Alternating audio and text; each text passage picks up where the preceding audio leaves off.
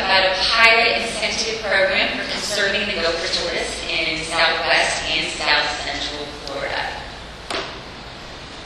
The gopher tortoise was reclassified as a threatened species in 2007 by the Florida Fish and Wildlife Conservation Commission. That means we can no longer practice what we call incidental take. And in effect, what we did for years was bulldoze over burrows in exchange for paying a mitigation amount to FWC. That practice was outlawed in 2007. We think from 1991 to 2007, we buried hundreds of thousands of tortoises. 94,000 were actually permitted to be buried, but we think we vastly undercounted because of a lack of knowledge on exactly where they are. The conservation goal of the FWC management plan is to restore and maintain viable, secure populations of tortoises. The management plan includes options for conserving habitat on private lands, including compensating landowners for protecting gopher tortoise habitat. We've been realizing over the past several years that we're not going to be able to purchase enough land to conserve our listed species. We're going to have to come up with innovative ways to compensate private landowners for managing and conserving those listed species on their properties. 60% of remaining gopher tortoise habitat in Florida is privately owned. Many of our working lands provide suitable habitat. We have a lot of really high-quality gopher tortoise habitat on our ranch lands in this part of the state. Payment for Ecosystem Services, or PES, places a value on biodiversity and conservation. Historically, it's been, you probably heard it, it's common with conserving water resources, but biodiversity is also considered an ecosystem service. We are developing a pilot payment for ecosystem services program for the gopher tortoise, and this is the first of its kind in Florida to develop a program to compensate landowners for conserving listed species. The Gopher Tortoise Payment for Ecosystem Services program, or GTPS, builds on existing CCB efforts, like I talked about earlier. Our pilot area for this project is the Southwest Pilot Study Area with the CCB. In our stakeholder committee meetings, we talked a lot about payment for ecosystem services. It was something that landowners were very interested in. And FWC listened to that, and this is the first incentive program to come out of the CCB. We are focusing this project in DeSoto, Hardy, and Charlotte County. Under this framework, landowners will be compensated for managing and restoring quality gopher tortoise habitat. Their applications will be reviewed and ranked based on identified criteria, but the final acreage and role will be determined by field verification of habitat. Landowners will enter into a contract with FWC for 10 years. There will be an opportunity for renewal. All contracts will have an opt-out clause. This is something in our discussions with landowners. They said, we want to be able to have an opt-out clause.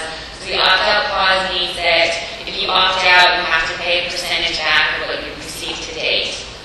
There will be an annual payment made to landowners based on habitat metrics. This basically means landowners will get paid for based on their habitat quality. The GTPS metric is the condition of the gopher tortoise habitat. Landowners will have an opportunity over the life of this program to move up or down so they can show lift or deterioration in their habitat quality. So they might start out at a low baseline, but then move up through the years as they practice burning, mechanical treatment, exotic removal, etc. Various habitat criteria we are looking at include tree cover, shrub cover, herbaceous species richness, and then habitat diversity on the entire site. All eligible landowners will be invited to apply. Eligibility is determined by the priority gopher tortoise habitat acreage that has been identified in FWC's priority gopher tortoise habitat model. So if you're a landowner, we have at least a 40-acre patch size of habitat that's been identified in the model, you'll be eligible to apply. The Gopher Tortoise Priority Habitat Model identifies habitat that already is really good. So the habitat we're going to look at is already very suitable for gopher tortoises. However, there's always room for improvement. Right now, we are in a test phase. So this is the pilot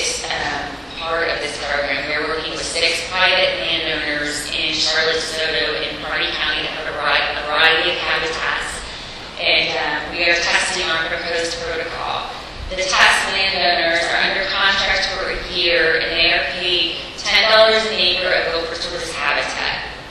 For field testing, various monitoring methodologies to determine how to best document habitat quality and improvements in a repeatable and verifiable format. So we need something that's solid, that gives us good data that we can do year after year, but also that's very efficient and cost effective.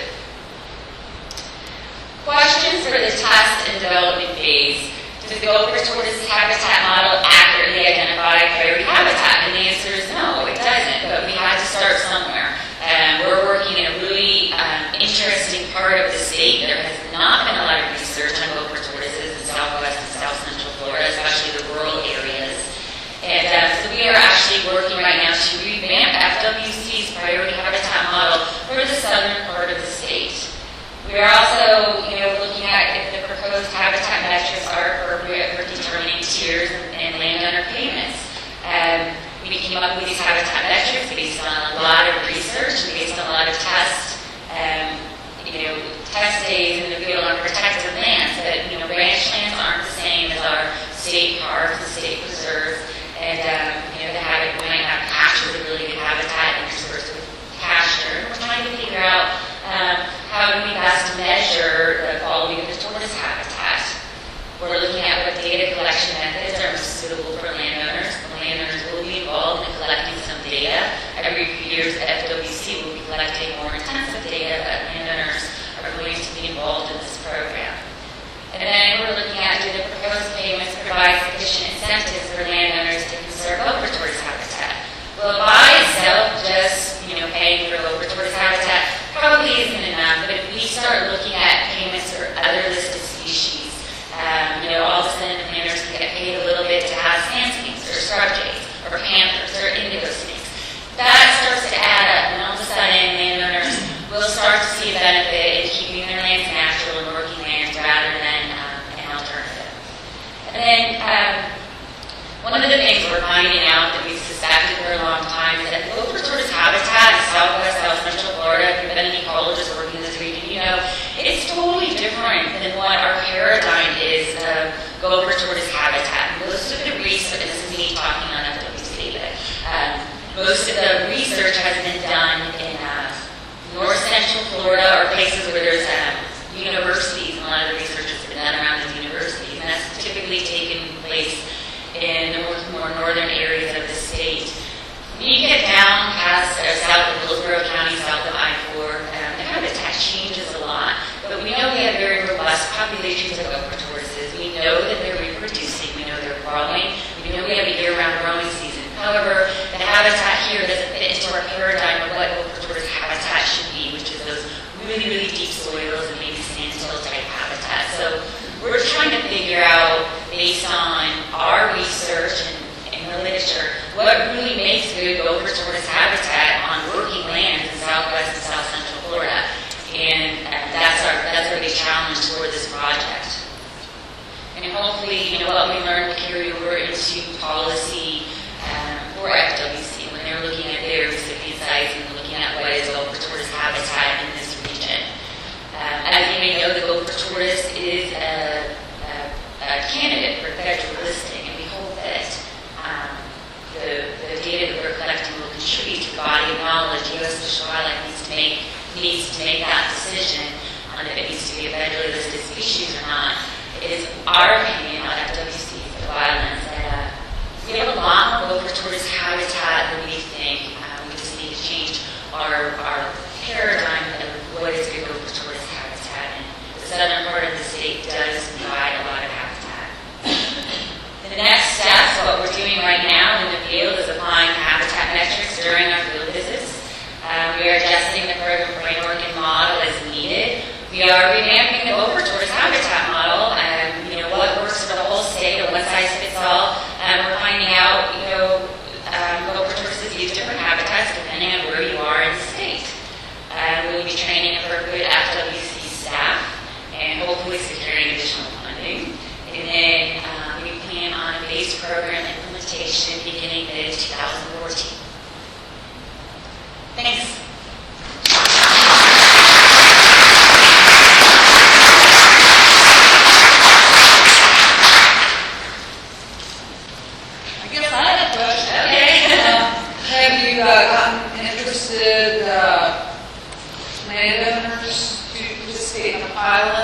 and what are the sizes of their tortoise patches? So to be eligible, at least for the pilot, so you have to have at least a 40-acre patch, and we're paying $10 an acre as identified in the model. So, if you only have 40 acres, $400 isn't really that much, in return for us intruding on them all the time and testing their property. So our smallest, first of all, we have a great group of landowners that were really involved in CCB that have been involved in discussions about incentives, etc. Our smallest is 200 acres.